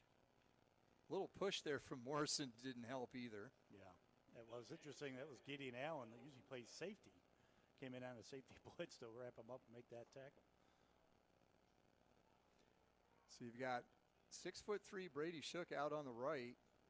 He should have a mismatch. Morrison keeps it, turns it up, and breaks in the end zone. Touchdown, East Burke. And I guess that's a rarity that they score a touchdown because Morrison started dancing in the end zone, and they immediately threw a flag for unsportsmanlike conduct. I mean, act like you've been there before. I know you probably haven't based on the stats, but act like you've been there. Yeah, at least pick your place not right in front of the official. I mean, the official was had like a literally perfect a yard. view of it. I think they can mark it back on the extra point if they wish, right? I'm not sure. I think they'll be marked on the kickoff. Yeah, they'll do it on the kickoff because then he's not going to be able to hit in the end zone, and they'll get better field position out of it. So there is an Abernathy Chrysler Dodge Jeep Ram of Lincolnton touchdown for East Burke. It's 13-6, and the James River Equipment extra point is upcoming. And the kicker for East Burke is Colby Bird, number 90. And No, they're going to go for 2. I'm not sure why you would do this here. Morrison keeps it, tries to pitch, gets hit. It's fumbled. Hold on. We've got another flag thrown behind the play. That doesn't make sense to go for 2 because then you're within 5. And now there's another flag. Was that on the ball boy there coming out to get the ball? I can't tell. We're going to have to hold on a second. So the conversion's no good. We know that. It's 13-6 now on the First Federal Savings Bank scoreboard. The only thing I can think of is they obviously don't do well with kicking extra points. So They're only 1 of 3 for the season. Yeah. So that we know of. So an 8-yard touchdown run by Morrison, who then shows his fanny in front of the official. And so the penalty will be enforced on the kickoff. Now we've got another flag. Is that going to be enforced on top of it? They might be kicking off from the 10. So wait and see what they do here. You wonder if it's like an offsetting kind of a thing. It doesn't mean anything. Just take the original unsportsmanlike after the touchdown and take that. But we're in conversation mode. We know East Burke's kicking off, but we just don't know where. The question is where. So we got a dead ball foul, unsportsmanlike conduct on East Burke, and we've got an unsportsmanlike on East Burke. And another dead ball. And we've got another dead ball foul on East Burke. They're kicking from the 2? Let's see. So it's 40 and 15. So that's the 25, and then the 12, and then the 6. So they are kicking off from about the 6-yard line if they do half the distance every time. I was going to say, what point do you take half the distance? What was the movie where they all started? Was it Replacements where they all started fighting and the referee goes, foul? It was demonstrating the kicks that were done and everything else. That's what it looked like here. You know, the referee's like, okay, that's how many? What is it? First, fourth? What? I was kind of thinking like Slapshot. How many guys we got in the penalty box? How are they kicking off from the 40? I don't think they've marked it off yet. I think they're trying to figure out. Well, Brady Shook's trying to. Yeah, he's just like, I'm following it. I'm going to put the tee down, see if I can get away with it. No. You better pick that tee up. We're going to be running a while here. Okay, so you marked the first one to the 15, right? So, no, it'll go to the 25. Then half the distance would be to the 12-yard line. No, 12. 4 penalties, you only get that far? Come on. Half a distance again. These are not math majors doing this game tonight, folks. He should be kicking off from about the 6. How many can you mark off? Maybe there's just a Well, there were limit. 4 penalties, 1 on the touchdown and 3 on the conversion. Oh, good Lord. Well, anyway, they'll be kicking. About the 11. So they're kicking off from about the 11-yard line. If he gets a touchback on this, I mean, that's a good job. That's impressive. So Brady Shook will kick off for East Burke from the 11. I don't think I've ever said that before. Oh, but. Nice kick, gets it down. Winnick catches it at the 37-yard line, runs down the right side. He's got an opening, cuts back, flag on the play, surprisingly. And he's tackled down at the 23-yard line. Problem is, there's a flag back at the 40. Yeah, usually about where the point was where he broke back left towards the center, so I'm imagining it's a hold or block in the back. Block in the back is the preliminary signal. Now we can just go offsetting because you missed a penalty that you're supposed to call.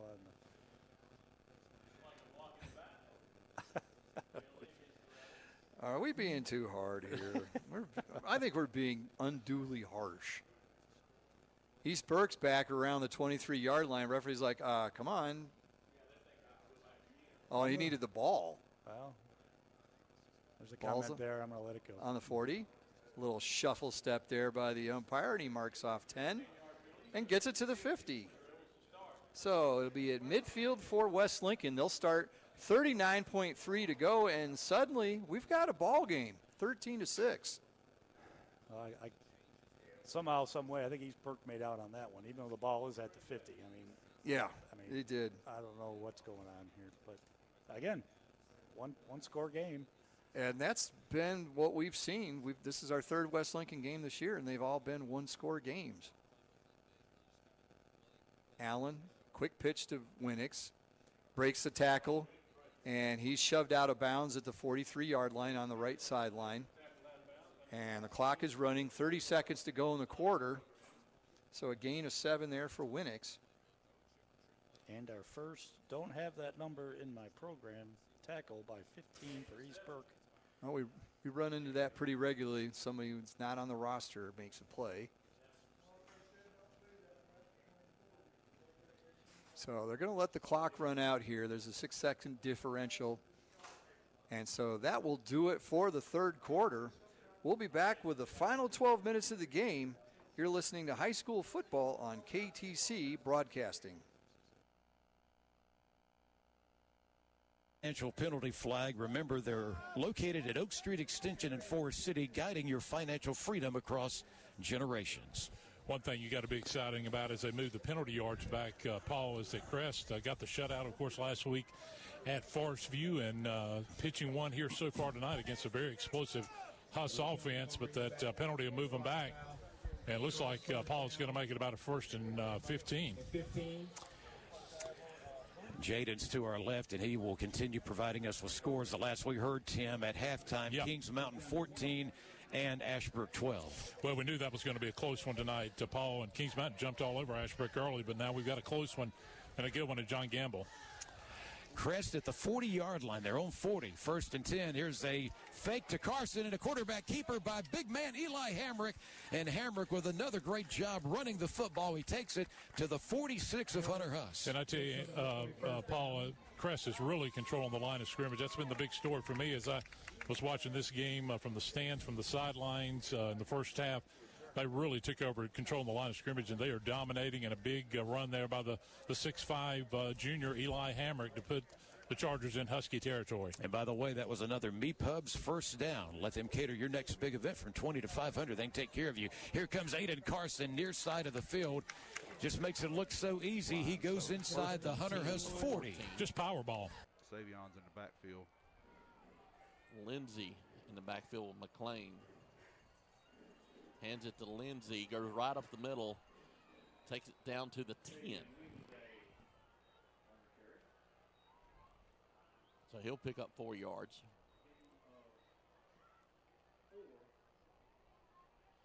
Lindsey's big advantage is his speed. I mean, he's just downhill, 190 miles an hour. And you got to put a whole body on him to get him to stop. Yeah, I mean, we witnessed that all last year on our side. Junior varsity. Right. Yeah. He plays some varsity as well, mostly JV. Hands it the quarterback keeps it. McLean all the way down to the 5-yard line. It's a good read. Good read. So it'll be very close to a first down. Officials going ahead and I think going to go ahead and give him 1st and goal from around the 4. That was close enough. I don't know that I could have just gone ahead and called that first down without actually measuring it. Right. But needless to say, 1st and goal from around the 4-yard line. Lindsey still stays in at halfback. Haven't seen Smith back in yet. Hands to Lindsey over to the right side. He'll make it down to around the 3-4 yard line before he's stopped by the Mountaineers.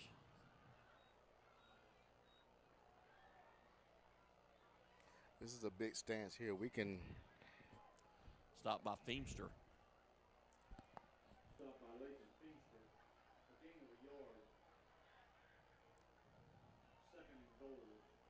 Second and goal from the 3-yard line.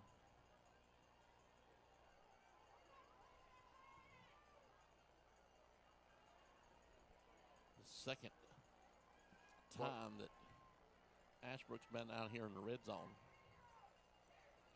And stopped at the line of scrimmage. He might have lost a yard or two. Lindsey still on as the ball carrier. I'm actually surprised he didn't pull that. I'm surprised he didn't pull it. And again, right now, if you one-on-one outside, bubble screen, whatever. Yeah.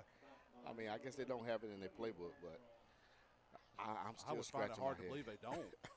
Because now they've got they've got Smith back in there. Yeah. He was out of the split in the slot that time. They are loaded with skilled players. And, man. Eli Lipscomb on the stop there for Kings Mountain. We'll back them up a few yards. So 3rd and goal from the 7 now. I got a feeling that had he pulled that, he'd have walked in back to his right. Lindsey still in at the halfback. Go for jet sweep. Man in motion, hands it to Lindsey, left side. They're going to put a hand on him, but he's going to get all the way to the goal line. And touchdown, Ashbrook.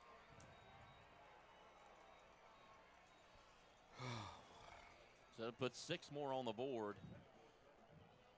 with a 1-point score, 1-point game right now, 17-18.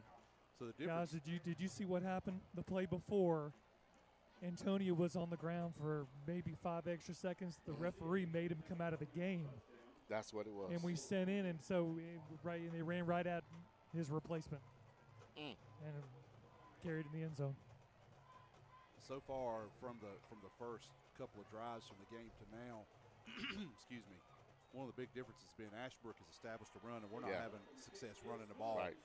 We're going to have to run the ball, obviously, and have some success doing it. I don't like the way Antonio's looking. He's cramping bad. Is that cramping? Yeah, he's cramping. So 2-point game, 17-19. We'll take a break. Yeah, Will and I discussing, wondering why they may have not went for 2 on that one. You know, it made it 19-17. You know, 18 and 19, 17. Don't, like you said, Will, don't change nothing. You want to get that 20 so that you keep them from the field goal for tie. the field goal tie. I don't know how good Kings Mountain's kicking game is, but it's not usually bad. I mean, literally, you just ran the ball in from the 8-yard line. The 8-yard line. So I don't know why you don't go back to that play and send the quarterback around the end. I mean, you know, hey, to each his own. Let's see if I got any more. That's why they're coaches and I'm a commentator. Yeah, we just stand here we just commentating. We just commentating. Let's see what the burn score is now. See if Cheryl's cut that lead in half yet. Oh no. Oh, it's still 63-0. They're gonna keep the scores. See, they're gonna shut Burns out in the second half. So that good halftime adjustments. Yep, good halftime adjustments. Pride ball now. Well, the Bulldogs have the ball right now on the 55. We'll go over and see if they do punch this in to make it 70 real quick. How about that, Will? Shaking and baking. Broke a little tackle. Look at there. Halftime adjustments, fellas. Halftime adjustments. So I don't know how I feel about. I like the Burns uniform combos, and this isn't a combo. This isn't a comment on Burns in general. How many different times do you see 3 different colors on the levels? So helmet, shirt, and pants. I'm trying to think. I don't think I ever. I know the Panthers.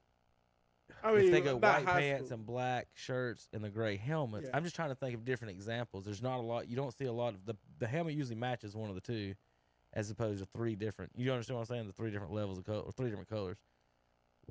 Well, he might get gone if he gets any space. That little boy was flying. Did you see that? That's not Marshall McGowan. He got down inside. Hey, listen, they're a long way from that first down still. Why were they so far back? They hold. They must have been holding somewhere in there. Oh, they're holding again. Call it again. That's how the referees waste the time. Like, well, we'll call holding here and back them up. It'll be 3rd and 30. Make them punt. I'm not just saying. That's my conspiracy. Will's on 2 cameras over here. I don't know how I got on 2 cameras. It's fine. I'm splitting the difference.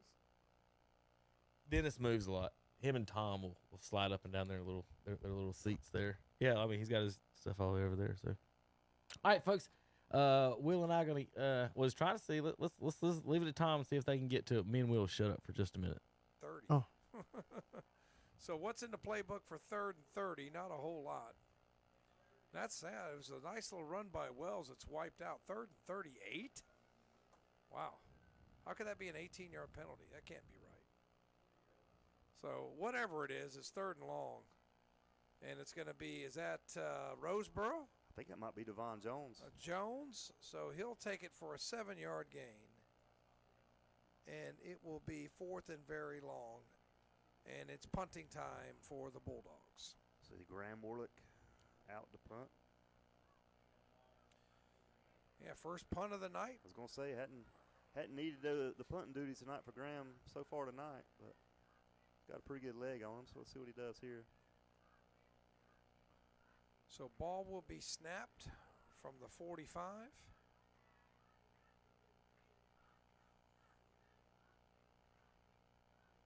As we're quickly approaching the 6-minute mark.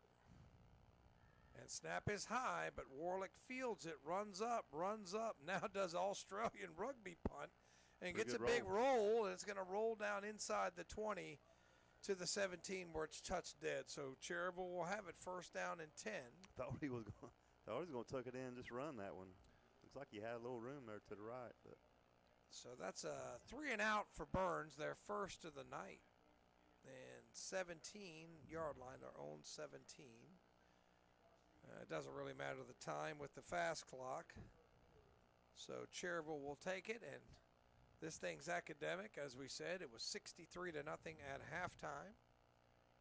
Probably won't get much worse than that, as Burns has definitely called the dogs off, no pun intended. And 4 down linemen for Burns. Snap back. Is that same quarterback for Cherryville? Let's see. Now it looks like 9. 44 is taken down for a loss. It's Landry Pruitt, so quarterback. So Landry Pruitt hands to 44, and he loses. We got 44 for Cherryville. I don't have 44 on the roster. I don't either. Yep. Well, sorry to his parents, but they probably wanted him to remain nameless after that 3-yard loss anyway. 2nd down and 13. And Pruitt's going to going to do a little read option and going nowhere. Dragged down for another tackle for a loss. That's 34, Andrew Yarborough getting in on some action. Good job, Andrew. So Yarborough gets the tackle for a loss. And I think that was, what number is the quarterback now, 4? That's not, well, it was 9. That's number 9 now, Landry Pruitt. 9. So 9 gets a 2-yard loss. So 2 plays for Cherryville in this half, -5 yards. They have been going backwards all night. And now he's going to pass, puts it up, picked off. Oh, he's going to be saying that. How is that not picked off? Too bad, couldn't hold it. And in disgust. As Justin Porter about had him a Yeah, Justin Porter can't quite come up with it. And it'll be a quick 3 and out for Cherryville. So number 9 stand out there. Pruitt stand out there to punt for Cherryville. Nobody back deep for the Bulldogs. So punt back, kicked, knuckleball, hits at the 40 and goes to the 45. Takes a Cherryville roll all the way to the 47-yard line, but Burns will take it again in plus territory, up 63-0 on the Wrights Jewelry scoreboard. So their own, that Burns will take it on the plus 47. First down and 10.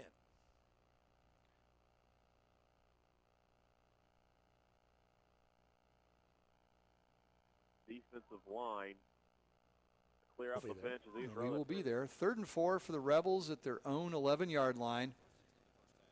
Allen keeps it, pitches. He's got a man. First down and more across the 20, the 30, the 40, and finally ushered out of bounds at the 42-yard line.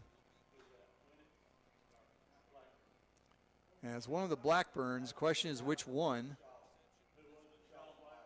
So Sean Blackburn on that carry. Number 2, he goes from the 11 all the way out to the 42-yard line, a gain of 31. Yeah, we haven't seen Winix too much. As you mentioned, you kind of, I don't know what the issues. I'm looking for him on the sideline. Oh, here he is, kind of at the 40. Like you said, holding his left side. Yeah. So he got dinged up a little bit. Handoff up the middle. Flag comes in from the umpire. Gain of 5 on that, but we'll have to wait and see what the call is. Yeah, he keeps trying to he's trying to stretch it out there. He's leaning to the right, pushing in with his left hand. So holding on the Rebels.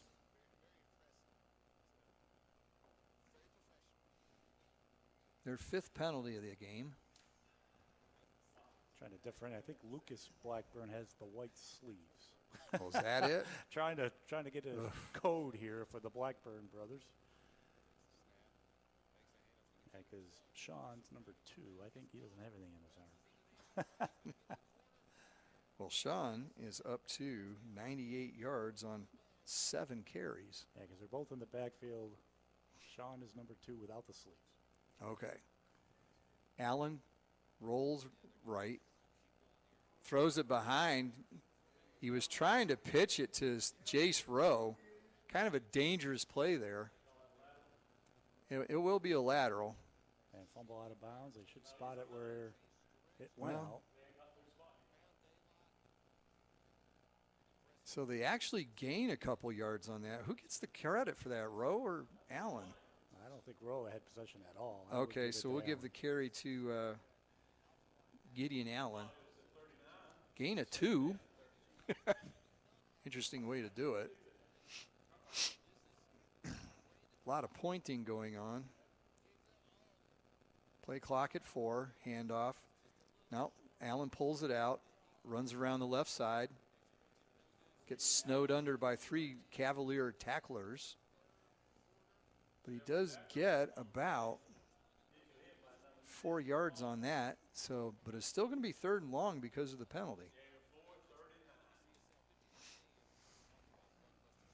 Well, that's a big play here. How much time we got left? 5:11. Okay. Clock is running, so it'll be under 5 by the time they snap the ball.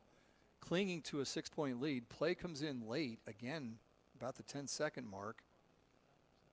And most of the success for West Lincoln has been around the right side. We see if they go back to that here on this big 3rd down. Allen keeps it. He goes around the right side, like you were saying, spins and gets tackled forward for the Turner Hauser Insurance first down. That's a big one for the Rebels, getting a first down there, 10-yard gain, and a first down at the Cavalier 47-yard line. Big play there for the Rebels. Yeah, I can say I don't know if he had much on that pitch, but it was a good decision there. He just cut it up, planted his right foot into the turf, cut it up again around that right side where they've had most of their success here in that second half. But great job there by Gideon Allen getting that Turner Hauser Insurance first down. Clock rolling, 4:25 to go in the game. West Lincoln up 13-6. Handoff straight up the gut. It's one of the Blackburns. This time it looks to be Lucas Blackburn. He gains 3, but more importantly, the clock's rolling. I believe, yeah, each team has used 1 timeout, so 2 left for each. West Lincoln will not be using it anytime soon. No. If they can run it out from here and get some, if they get some points, it's a bonus. If they can run it out, and that's fine. Again, tight game here for West Lincoln when we show up. It's the second time 74 has made a step. That one was a little closer in the neutral zone than the other one. Handoff again, straight up the middle. Lucas Blackburn again carries the ball.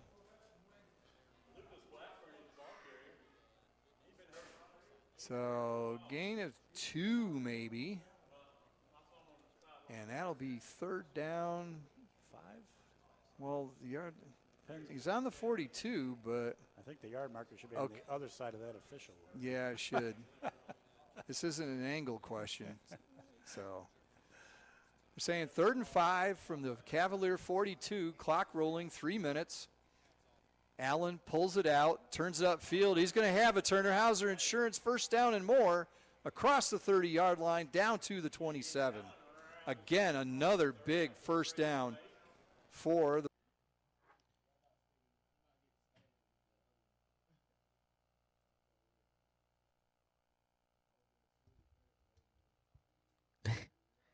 All right, folks. Good evening. We're about to wrap up here the Red Zone Radio Show. I was going to go through and grab a couple more highlights that we may have here that you didn't catch at halftime.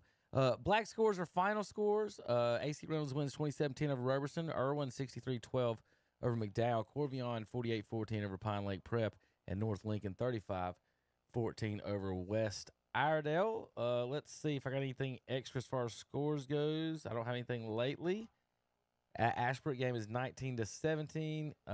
Jefferson now up 16-15 over Highland Tech. So, folks, basically what's going to happen from here on out, we're going to go dead here at 9:30 on this channel, and then we'll come back live at 10 o'clock for the post-game show with highlights and all the final scores with Will Boykin, Steve Degree, and Dennis Davis and all the gang as well. I know we didn't get these this score, this Ashbrook score. This is Ashbrook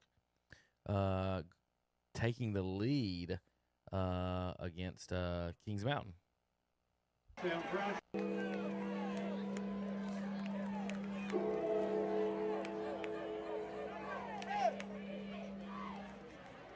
And pretty much the same play they scored earlier. Well, that was what we was watching live. Sorry, that was there's the replay of what we watched live. Hey, we got a replay of the field goal Kings Mountain kick. How was that? From 39 yards out. And then this is Thomas Jefferson taking the lead against Highland Tech. Knew we'd have a battle up there tonight. Homecoming. 1:27 left in the fourth quarter. That might be the final point of the game as Thomas Jefferson goes for two and takes the lead. So we're going to check on that. Final scores and more. KTC Broadcasting on our Twitter feeds, KTC Broadcasting and What's Up Shopper, folks. Thanks for watching the Red Zone channel brought to you by whatsupshopper.com. And tune into their local advertising, local businesses, and check out some information, links to get to their pages on the internet. Easiest way to find local businesses, go to whatsupshopper.com. All right, folks, we'll be back for the post-game show, 10 o'clock sharp on KTCBroadcasting.com.